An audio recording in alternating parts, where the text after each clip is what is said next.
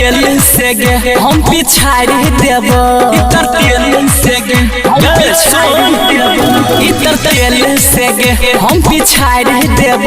बिना खोच वाला लाठी से सुन गे छौरिया खोचाड़ देब बिना खोच वाला लाठी से सुन गे छौरिया खोचाड़ देब खोचाड़ देब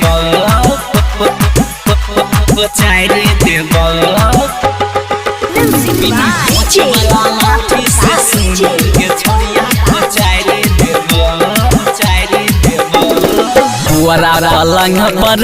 तोरा सुतइबो पुअरा पलंग पर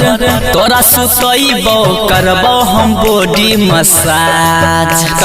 करबो हम बॉडी मसाज पुअरा पलंग पर तोरा सुतइबो करबो हम बॉडी मसाज गे जंग लगल छौ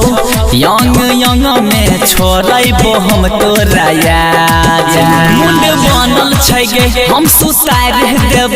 बिना खोच वाला लाठी से सुन गे छौरिया खोचाड़ देब बिना खोच वाला लाठी से सुन गे छौरिया खोचाड़ देब खोचाड़ देब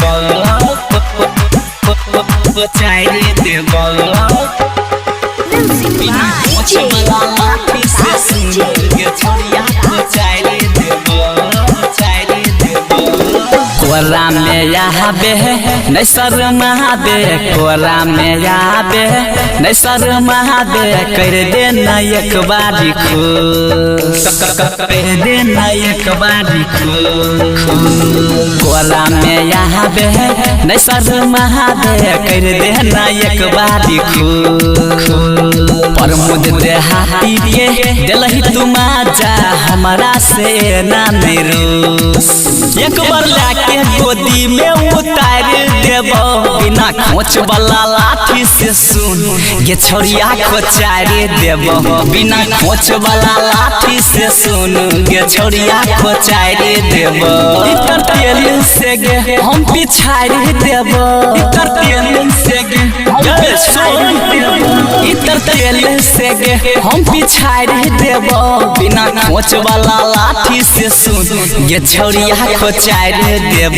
बिना खोच वाला लाठी से सुन गे छौरिया खोचाड़ देब खोचाड़ देब शिवाली रिकॉर्डिंग स्टूडियो खगड़ी।